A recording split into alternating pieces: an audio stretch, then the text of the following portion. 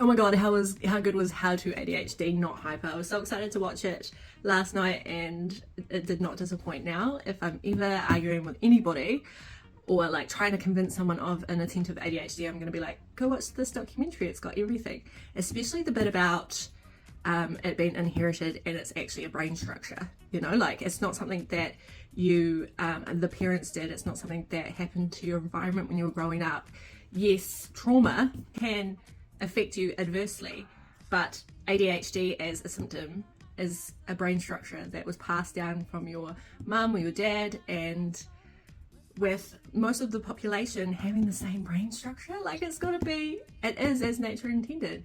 I for one am one of those people that love having ADHD because, and I've said this for a while, I was living with another playbook. I was trying to, you know, meet these expectations of a neurotypical brain, and now I've got this one where I know why I can't do what, you know, I can't concentrate, and when I clean I have to listen to one song on repeat, and I listen to that in cleaning, and it's just, that's enough dopamine to get me to dance around my house and clean my house.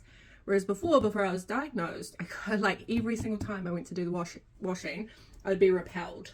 Like, the boringness of it would just repel me. And for that to be displayed in a documentary by someone like Guy Williams, who everyone in New Zealand kind of respects, right? Because he's funny, he goes to the places that nobody goes, and he points out obvious inequalities. Okay, so we trust Guy Williams. We love Guy Williams' sister, like the fact that she's giving him grief is just hilarious.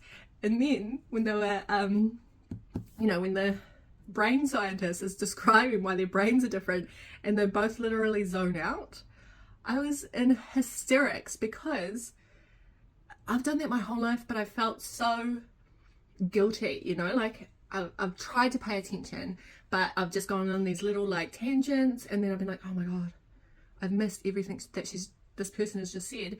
And usually it's really important, you know, like it's been in meetings and stuff, and if I'd known that I had ADHD, I'd be like, sorry guys, I am listening, but to listen to you I need to do this, you know, I need to fidget.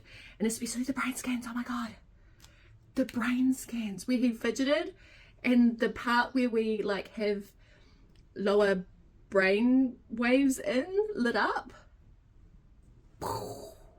How cool for this to be a resource for parents of kids, to be a resource for teachers and schools, you know, the exercise that you need. And yeah, it's just, I'm so pumped about this, and I'm kind of really glad that I get to be part of this this part of making content that builds awareness around ADHD. I have like a bunch of stuff that I've been wanting to post for a while, and I kind of get stopped every time I want to post it because there's not enough, you know, there'd be a lot of explaining to do, but now this documentary has already explained it, so I don't have to do the explaining, which is awesome. Yeah, I've got, and I really love the Māori word for ADHD, which is arorere tene, which is attention on many things, which is what ADHD is. So if you haven't gone and watched it, go and watch it. It's amazing. Love it. Thank you, Guy Williams and your team and your sister for making an awesome documentary.